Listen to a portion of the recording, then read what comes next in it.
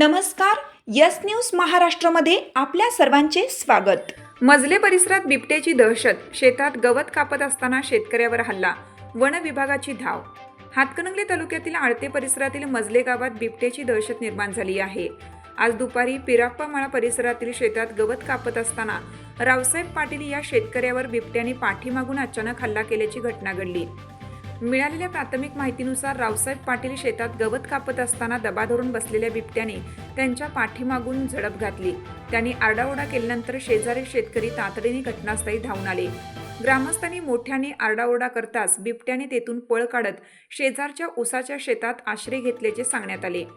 स्थानिकांच्या म्हणण्यानुसार काल रात्रीपासून मजले परिसरात बिबट्याचा वावर दिसून येत असून काही कुत्र्यांवरही हल्ला झाल्याची माहिती समोर आली आहे. त्यामुळे परिसरात भीतीचे वातावरण निर्माण झाले असून शेतकऱ्यांमध्ये चिंतेचे वातावरण आहे. घटनेची माहिती मिळताच वनपाल संजय कांबळे, वनरक्षक मंगेश वंजारे यांनी घटनास्थळी धाव घेतली.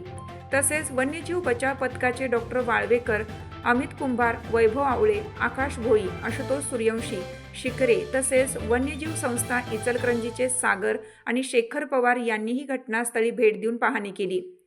बिबट्याचा माग काढण्यासाठी नागरिकांच्या सुरक्षिततेच्या दृष्टीने आवश्यक उपाययोजना सुरू करण्यात आल्या आहेत. दरम्यान मजले, आळते व परिसरातील शेतकऱ्यांनी शेतात काम करताना विशेष खबरदारी घ्यावी. शक्यतो एकट्याने शेतात जाऊ नये तसेच लहान मुलांना एकटे बाहेर पाठवू नये असे आवाहन वन विभागाकडून करण्यात आलं आहे. यस न्यूज महाराष्ट्रासाठी प्रतिनिधी संदीप कोले.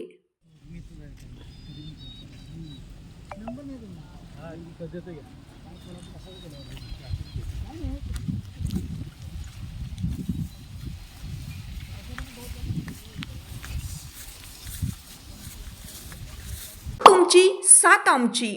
यस न्यूज महाराष्ट्र चॅनलला लाईक करा व सबस्क्राईब करायला विसरू नका.